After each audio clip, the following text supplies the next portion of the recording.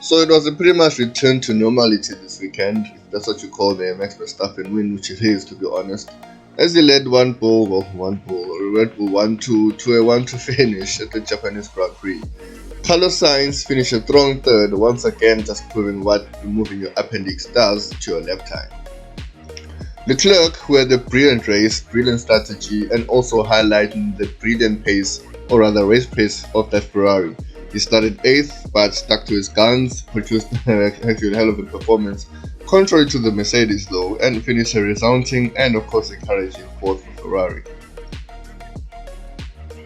So Lando Norris was the lead McLaren in 5th, ahead of Fernando Alonso, once again carrying that Aston Martin in his shoulders alone, if you know what I mean. He was ahead of George Russell. He at least drew something out of the package that is Mercedes' depthful and poor car. Lewis couldn't, blamed everything on damage to his front left tire or something then thereabout.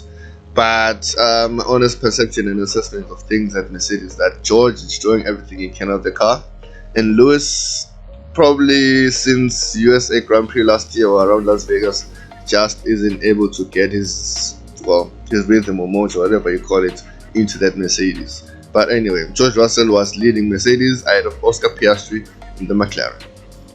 So Yuki Tsunoda applied even more pressure on Daniel Ricciardo after a great pit stop by the Visa Cash App RB8TM Formula 1 team, and of course good series of overtakes, in finishing the top 10 and once more gaining another precious point for the RB team. Nico Hülkenberg 5 points behind Yuki Tsunoda in 11th, who was passed by Tsunoda himself. Lance Stroll was 12th, but complained that his car didn't have enough straight line speed and that they were a different category.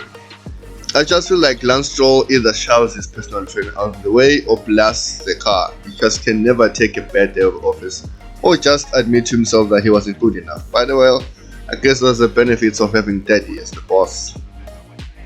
So Kevin Magnussen was finished 13th in the second half, ahead of Kick Sauber, Steak Sauber, whatever you decide to call him in the Grand Prix, or Valtteri Bottas in 14th, was ahead of the two Alpines 15th and 16th.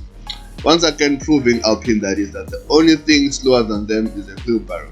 Anyway, at least Albon survived, or rather Gasly survived the first crash incident by Ricciardo and Albon. Logan Sargent, at least saved the blood pressure of James Vowles when it almost went wide as taking a corner. Saved the car just in time to return to the track and limbered all the way to 17th. Well, that's it for the Japanese Grand Prix. Max Verstappen once again proving that Red Bull are still the team to beat, and of course improved performances by Checo Perez showed that at least he's upped his game and also still putting his head into retaining that seat for the next season. That's it for the Japanese Grand Prix. Once more waking up early European time for the next Chinese Grand Prix, but at this point we're getting used to it. Thanks for tuning in and watching it. Please like and subscribe, and remember to start your engine.